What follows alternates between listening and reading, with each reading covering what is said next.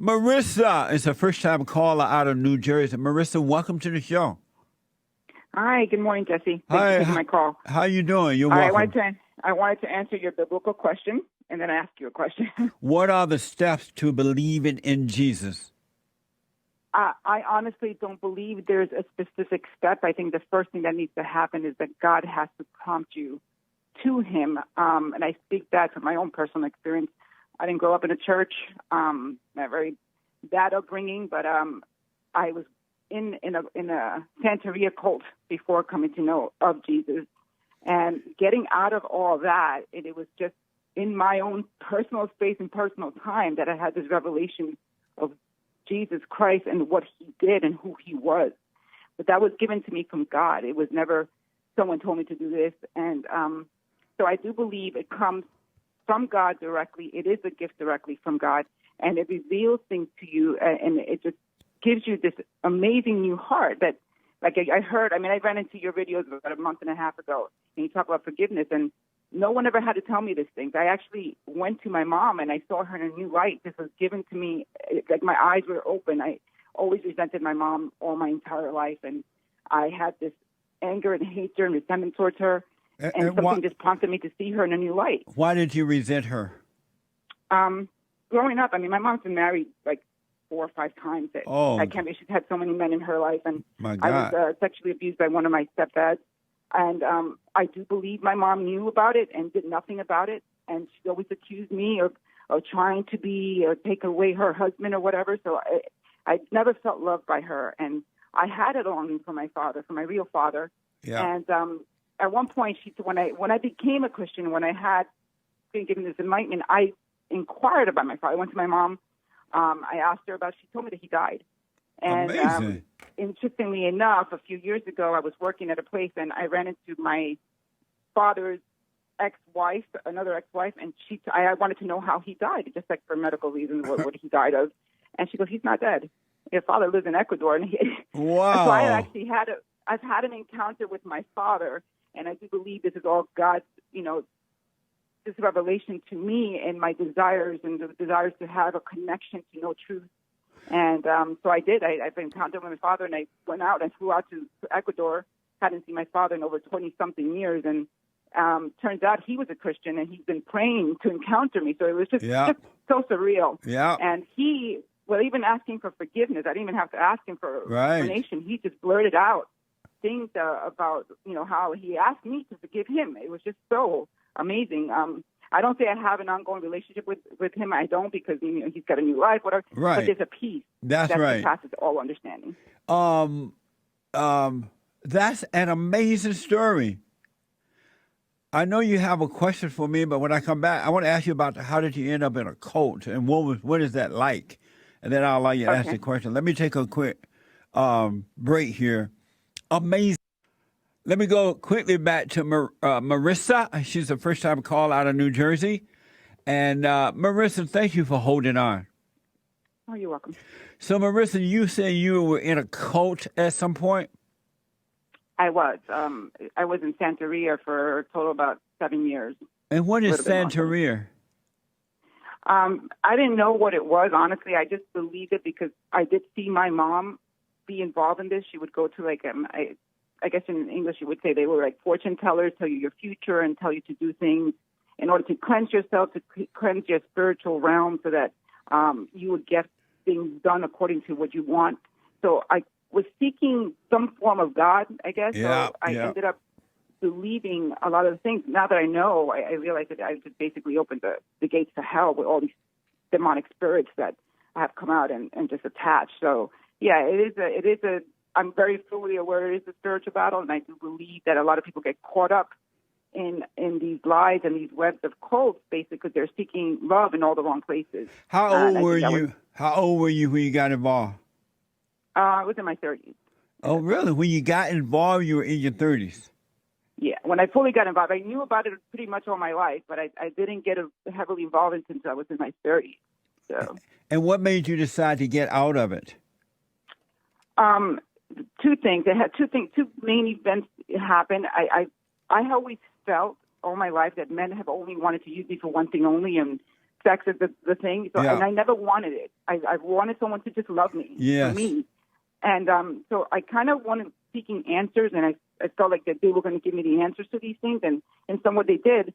But in Santeria, you have to have a godfather. That's part of the, like, it's like, I guess you would comparison to a priest, or basically your head of your church is the godfather specifically for you. And I've had two in this cult. I went from one family to another, and those men have come on sexually to me so strongly that I was so disgusted with God. I said, if this is what God is, if this is what he created me, I hated God. I ended up just I've spent thousands of dollars in that religion, and I just took everything and walked away. And when you're in Santeria, they actually pretty much convince you that if you walk away from it, you're going to end up stricken dead, basically. So I so desperately wanted to just end. It's just like, I don't want, if this is what's called living, and this is what God created me for, I don't want to live anymore. And I hated God, and I was just waiting for that striking moment where God would strike me dead. Amazing. Obviously, that didn't happen. So Thank God. I got revelation of who God is. Yeah. You know, when I was growing up, I didn't know about cults and all these different kind of religions and things like that. I just knew about the Baptists. I was a Baptist growing up. And people around me were not into those kind of things, so I wasn't aware. Now I'm hearing more and more about them. And it reminds me of, and some are worse, some are really bad, some are really nice, some are okay, right? But it reminds me of any so-called religion that doesn't point you back to the God that's in you, because that longing that men and women, boys and girls have, it's not for a leader, and it's not for material things. It's not to let someone else do the thinking for you or anything like that. It's really a yearning for the Father, because when you're not raised by your earthly father, it leaves a void inside of you when you have any anger, resentment, or anything. And so rather than the world telling you, you need to forgive your earthly father. Don't, even if he didn't do anything, or if he did, don't resent him. And then that void would disappear, because when you don't have anger, have love. And that's why God said we must be born again. We got to overcome the mama and return to the Father, and that empty void would disappear, because through the Father, God is with you. But people are not telling you that. They say you need more reading, you need more education, you need more jobs, you need more money, you need sex, you need drugs, you need therapy, you need this or that. And it's so simple. Just get to know yourself and forgive, and you'll be fine. And the world will not tell you that, because the world wants to control you. And it's happened in churches, it's happened in organizations, it happens in government, it happens in all over. And only free people are those who have been born again and returned to the Father. Amazing. You had another question for me? Yes, I did. As I read, it's interesting, because you always say just to read it, just to pass it through. And that's what I've been doing without no one telling me to. And something caught my eye when the Apostle Paul talks about having a thorn in his flesh, that God assigned a spirit to him so that I guess he would not be prideful and I guess seek God. How do you see that how do you relate that or translate that in our current spiritual walk? Does that continuously happen? Because you always say you should always be in a happy state, but what if you are being oppressed? Is that currently still happening? Is that what a thorn in the flesh means?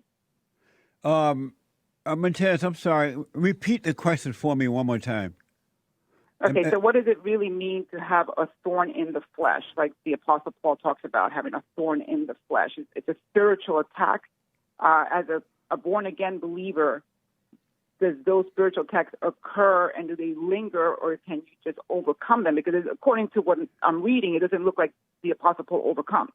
Oh, I got you. Okay. Now, I don't know exactly what Paul's situation was, but I do know that once you are born again, once you return to the earthly Father and through him to God, God will inwardly give you perfect peace. He really will, because he give you his love, and his love, there is no fear, doubt, worry, insecurity, anger, or any of that stuff. But yet, Satan will still try to tempt you back into darkness. He's always trying to make suggestions to you. Everything you do, he gets involved. The beauty is because the light of God is shining now on the darkness, which is Satan's mind, you're able to overcome it. You grow further and further away from it. And when you first wake up, when he tempts you, if you fall back into it, it won't be a big deal if you have a step backward because you can see what's going on and you'll overcome it. And so what I would recommend, because I don't really know what no one seemed to really know what he was dealing with other than the temptation from Satan. And so you're going to be tempted in the mind, but if you doubt every thought, and you will grow into it, that's why God said, bring every thought into captivity. So if you doubt every thought, no matter what is about, who is about, when is about, just let it pass because all thoughts are lies. And so if Satan try to remind you of what you've been through or what's happening now or about someone else or anything, let it pass. Just watch it and let it pass, and you'll be fine. I don't know what the thorn in the side was all about. No one seemed to know at this point. But you will be tempted. And are you discovering that every thought is a lie? It's funny that that's why I believe that God does. We have no free will because I do believe God exposes us to things as we're speaking different things in areas in our lives. Yes. My mom currently has lost her mind. She's actually in denial of a lot of things. So I've been trying to get a psych evaluation for her, and I think sometimes she's just messing with my mind for attention. Yes. So when I was watching your video and I was looking for a biblical question, and you answered it, and I can't remember what it was because it was just so far ago. But you said the video, the silent prayer video, I started doing that, and interestingly enough, it just helped me realize that everything is. I mean, it was just an observation, knowing that everything I'm seeing is currently either has happened in the past or hasn't happened yet. That's so right. I wasn't living in the moment. Yes. So I am very grateful for that because I think I needed it for this moment when I'm going through with my mom, trying to get her the help. I realized she is a sick mind. I really do believe she's a sick mind. Absolutely.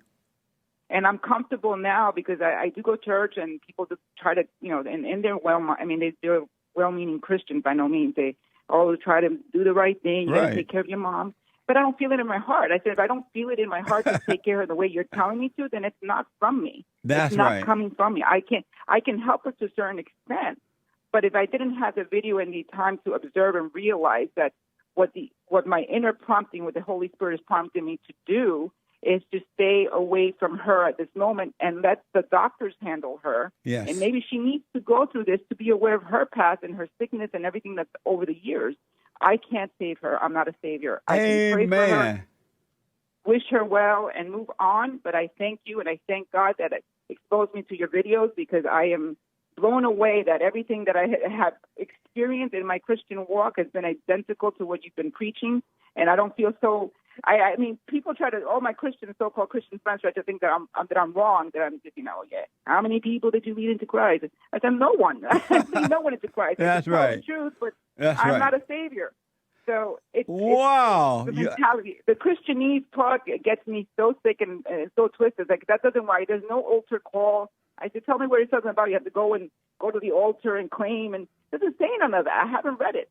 I mean, and no one can ever prove it. Oh, well, it's just, you have to do it and confess it. But that's not true. It's not. So I do believe God has opened my path and led me to places such as your videos to see things and the right perfect timing. So thank you for that, and continue to do your work that you're doing. It's amazing.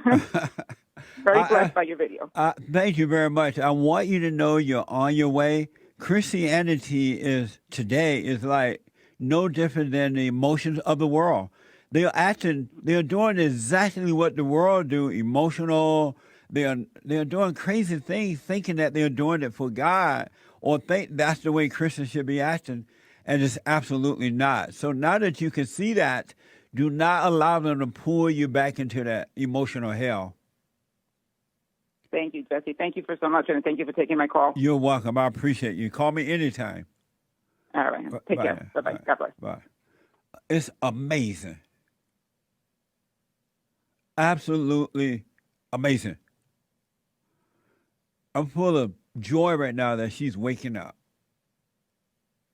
Once you wake up, the world can't pull you back in no more.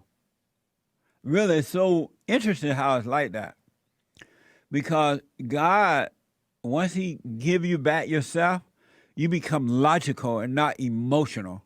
Emotional have been pushed by the children of the lie. And mostly they have used women to push emotions. You don't feel my pain.